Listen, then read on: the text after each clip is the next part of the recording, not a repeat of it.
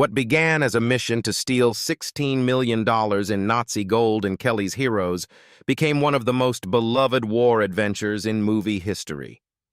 The ending gave audiences hope, but fate showed far less mercy to its stars.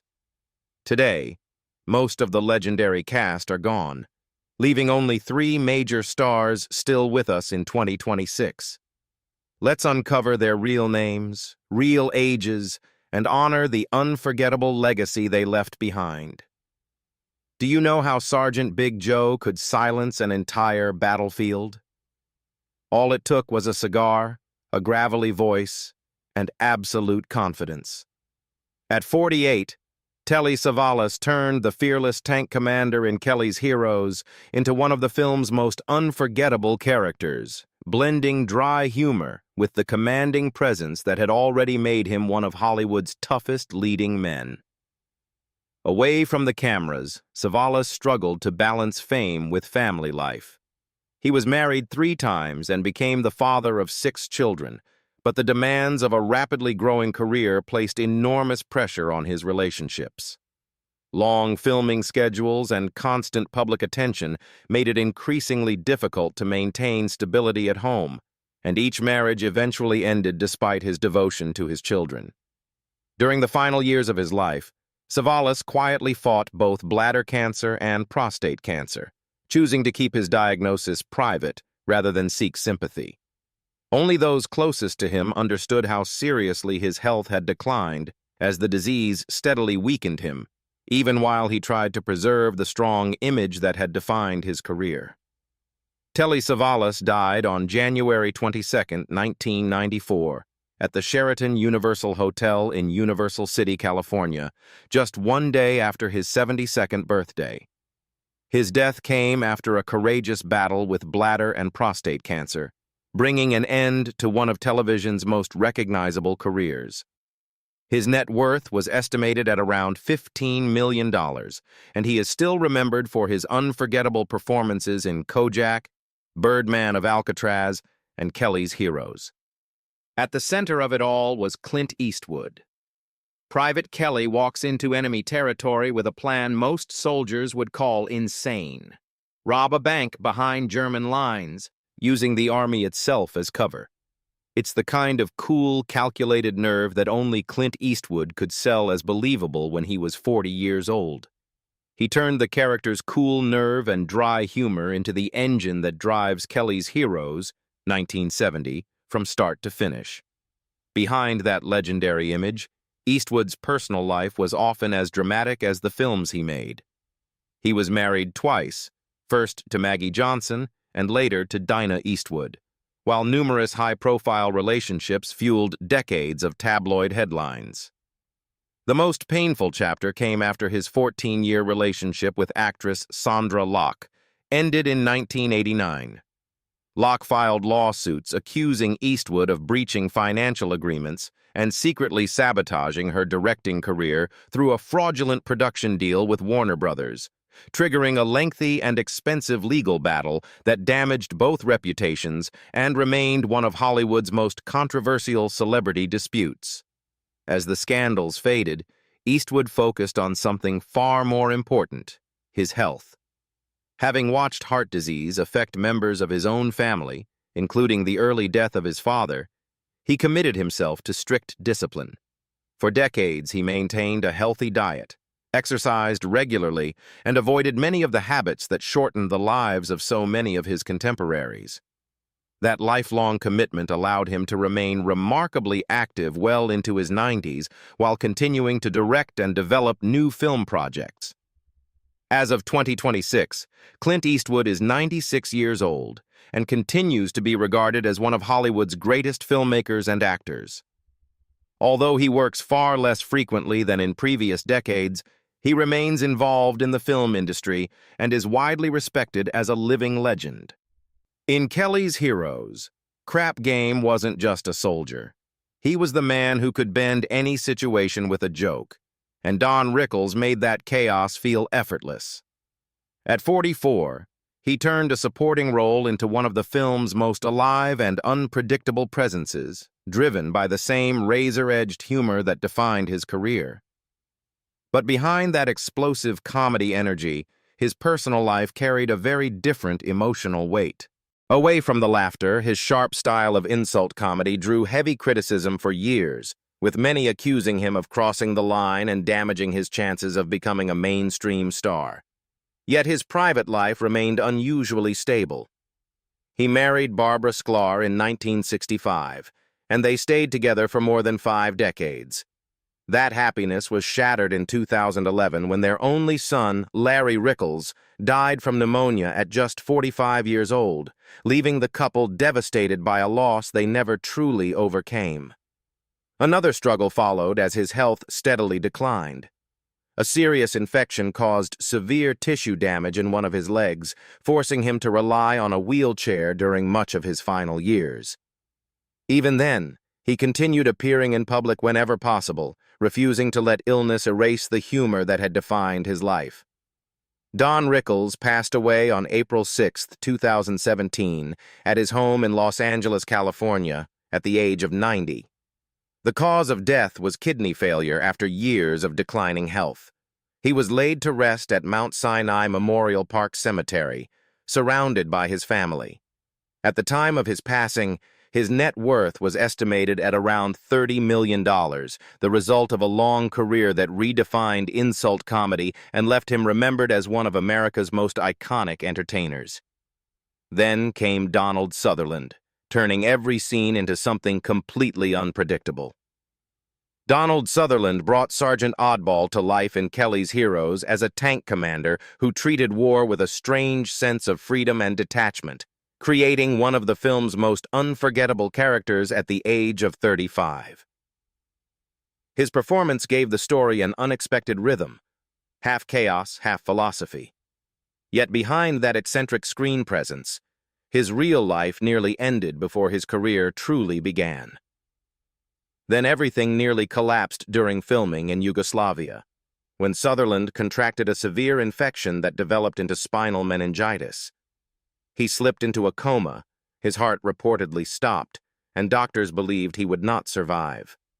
A telegram was even sent to his wife announcing his death before he made an extraordinary recovery. His personal life also saw turbulence through 3 marriages, including a difficult separation from Shirley Douglas, before he eventually found lasting stability with actress Francine Rassett. That near-death experience became a turning point rather than an ending. He returned to acting with renewed intensity and went on to build one of the longest and most respected careers in modern cinema, despite ongoing health challenges in later years. Even as illness followed him into old age, he remained committed to his craft, consistently delivering performances marked by depth and control. Donald Sutherland passed away on June 20, 2024, in Miami, Florida, at the age of 88 after a long illness that was kept private by his family. His death prompted tributes from across the film industry, honoring a career that spanned more than 6 decades. His net worth was estimated at around $60 million, leaving behind a legacy defined by artistic fearlessness and remarkable longevity. Next, we have Carroll O'Connor. He appears in Kelly's Heroes as Major General Colt, the officer who reviews and approves the mission that sends the story into motion. He is 46 in the role, born in New York City, portraying a senior commander whose brief appearance still defines the military framework of the film. The character exists only in a few scenes, yet every moment he appears carries the weight of official decision-making. Outside that uniform, his real life follows a very different path. The deepest tragedy of his life had nothing to do with Hollywood. O'Connor and his wife, Nancy Fields O'Connor, watched their adopted son, Hugh O'Connor, struggle with drug addiction for years, despite repeated attempts to help him. The nightmare reached its heartbreaking end in 1995, when Hugh died by suicide with a gun at just 32 years old. The loss shattered O'Connor, who spent the rest of his life publicly fighting drug dealers and speaking out about the devastating impact of addiction on families. Grief was followed by declining health. O'Connor underwent quadruple bypass heart surgery in 1989 after developing serious heart disease. He later battled complications from diabetes, but continued acting whenever his condition allowed, determined to keep working despite the physical and emotional burdens he carried. Carroll O'Connor passed away on June 21, 2001, in Culver City, California, at the age of 76, after suffering a heart attack brought on by complications from diabetes. He was laid to rest at Westwood Village Memorial Park Cemetery in Los Angeles beside members of his family.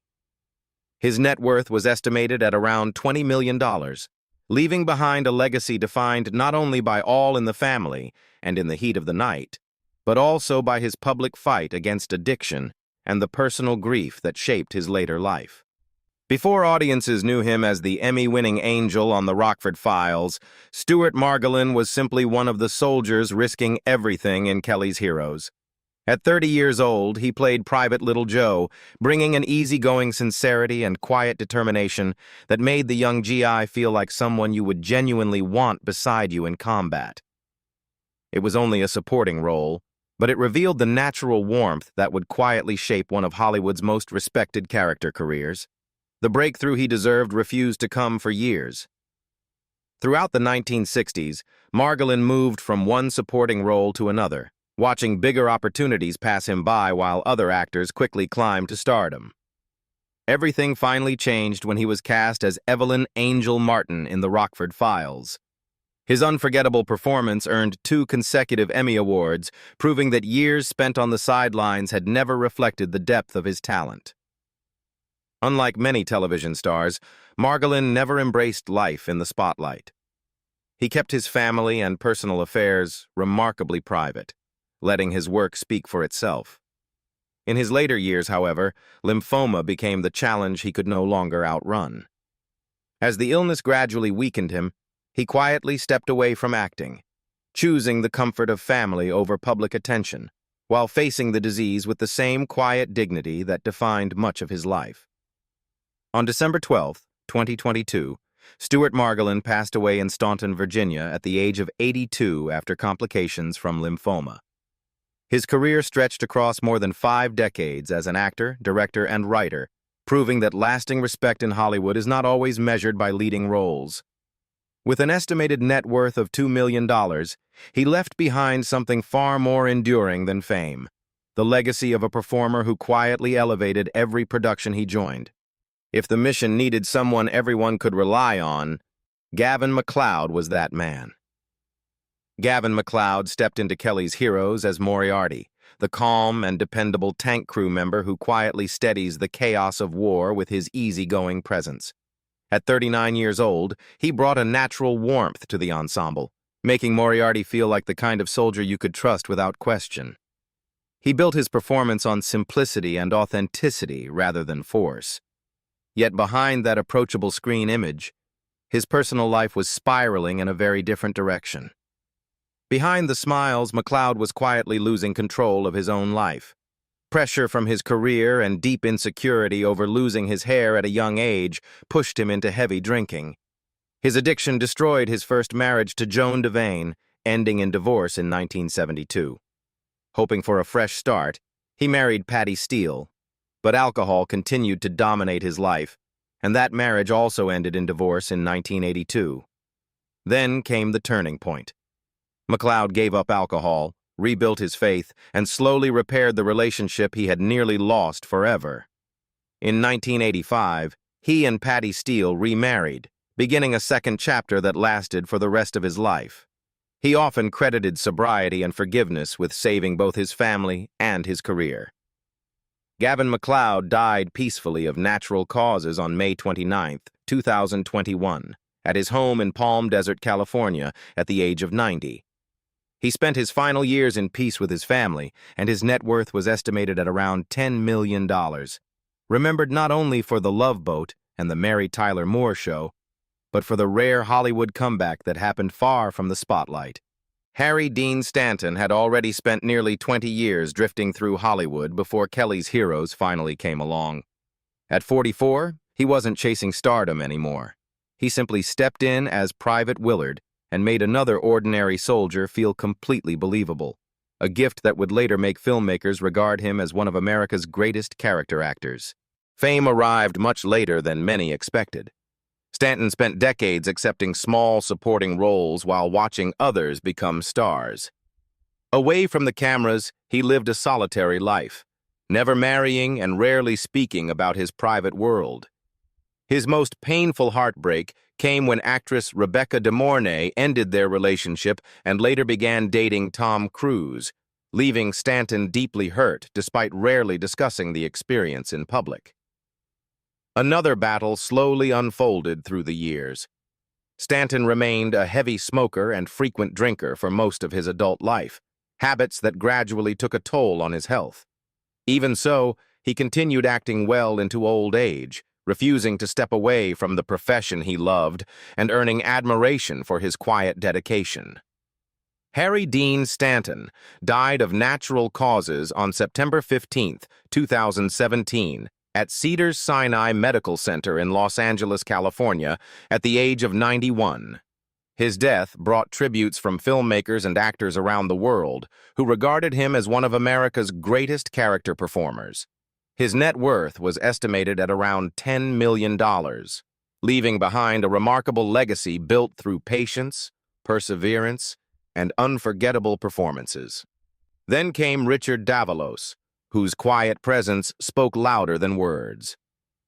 Richard Davalos was 40 when he joined Kelly's Heroes as Private Gutkowski, one of the dependable soldiers who stayed with Kelly's team from start to finish. Calm under pressure and never seeking attention, Gutkowski reflected the same understated screen presence that defined Davalos throughout his career. By then, however, Hollywood had already taken him down a very different path from the one many expected. His breakthrough opposite James Dean in East of Eden had positioned him as one of Hollywood's most promising young actors. Yet while other rising stars quickly moved into leading roles, Davalos found himself returning again and again as the dependable supporting player. Rather than fight for celebrity, he focused on the work, building a respected resume with films like Cool Hand Luke and television favorites, including The Rockford Files, Heart to Heart, and Murder, She Wrote. The spotlight drifted elsewhere, but directors never stopped trusting him. He continued acting well into the 2000s, choosing only the projects that interested him. Between the Sheets in 2003 and Ninja Cheerleaders in 2008 became the final chapters of his screen career. Around that same period, an unexpected wave of younger fans discovered him after the Smiths used his East of Eden portrait for the cover of Strangeways, Here We Come, giving his early performance a second life decades after it first appeared. Richard Davalos died on March 8, 2016, in Burbank, California, at the age of 85. His family never disclosed an official cause of death. With an estimated net worth of around $2 million, he is remembered as an actor whose quiet talent earned lasting respect, even if the leading man career once predicted for him never fully arrived. Private Patuco never had the most dialogue in Kelly's Heroes, but Perry Lopez gave the character the kind of quiet confidence every combat team needed. He was 41 when he joined the film in 1970, already carrying years of experience in Hollywood, even if the industry rarely gave him the opportunities his talent deserved. Lopez spent much of his career pushing against Hollywood's narrow view of Latino actors. As a Puerto Rican-American performer, he was repeatedly cast as gangsters, soldiers, or other ethnic supporting characters while leading roles remained out of reach. Rather than walk away, he kept proving himself until Roman Polanski cast him as Detective Lou Escobar in Chinatown. The role became one of the finest performances of his career, and his return as Escobar in The Two Jakes 16 years later showed just how memorable that performance had been. Following The Two Jakes, Lopez slowly stepped away from acting instead of chasing one last comeback. His final credited screen appearance came in 1994, after which he embraced a quiet life, far from Hollywood while privately battling the lung cancer that gradually weakened his health. Unlike many actors of his generation, he chose privacy over publicity during his final years. Perry Lopez passed away on February 14, 2008, after battling lung cancer. He was 78 years old. Although he never became one of Hollywood's biggest stars, fellow actors remembered him as a trailblazer whose perseverance challenged the industry's barriers for Latino performers. His career left an influence far greater than the number of leading roles he received. Jeff Morris looked as if he had spent his entire life riding across the American frontier, making Private Cowboy a role that suited him perfectly in Kelly's Heroes. He was 36 when he joined the cast, bringing a rugged authenticity that made military and Western characters feel completely natural. Growing up in Texas, Morris faced anti-Semitic prejudice long before finding steady work in Hollywood. Even after breaking into films, he was repeatedly cast as tough lawmen, soldiers, and outlaws, while larger roles went elsewhere. Rather than resist that image, he embraced it, creating memorable performances in productions like The Blues Brothers and later Blues Brothers 2000, where audiences instantly recognized the face, even if they couldn't always recall the name. Reliable performers never stay out of work for long, and Morris remained one of Hollywood's favorite character actors well into the 1990s. Director after director continued calling him back, including frequent collaborations with Jack Nicholson in The Border, Ironweed, The Two Jakes, The Crossing Guard, and Anger Management, a testament to the trust he earned throughout his career. Jeff Morris died on July 12, 2004, in Hollywood, California, at the age of 69. His family never publicly disclosed an official cause of death, although he had reportedly been in declining health during his final years. His estate was estimated at around $2 million, leaving behind the legacy of an actor whose rugged screen presence became a lasting fixture of American cinema.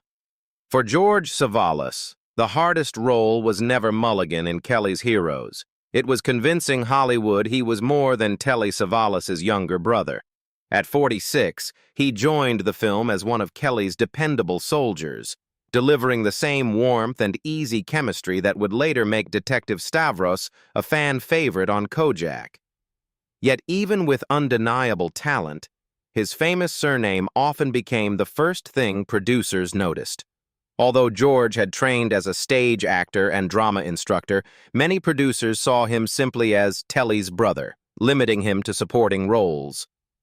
The two appeared together in films such as The Slender Thread, Genghis Khan, and Kelly's Heroes, but George finally earned wider recognition when he played Detective Stavros alongside Telly in the hit television series Kojak. Even then, he was credited as Demosthenes during the show's first seasons to avoid confusing audiences with his famous brother. His career continued beyond Kojak. During the late 1970s, Savalas returned to the stage, recorded Greek-language songs, toured with his own band, and even performed at Carnegie Hall, showing another side of his talent outside television. He remained active in theater until leukemia gradually forced him to retire, bringing an abrupt end to a career he had spent decades trying to build on his own merits. George Savalas died of leukemia on October 2, 1985, in Los Angeles, California, at the age of 60. He was survived by 6 children from his 2 marriages. His net worth was estimated at $2 million, and today he is remembered not only as Telly Savalas' younger brother, but also as the warm-hearted detective Stavros, who became a beloved part of Kojak. Finally, we come to Len Lesser. You may not remember Bellamy's rank, but chances are you remember the man who played him. He was 48 when he appeared as Bellamy, adding his trademark comic instincts to the film. Even in a small role, he had a gift for stealing attention with perfect timing, a talent that would eventually make him one of television's most recognizable character actors. Success took far longer than he ever imagined.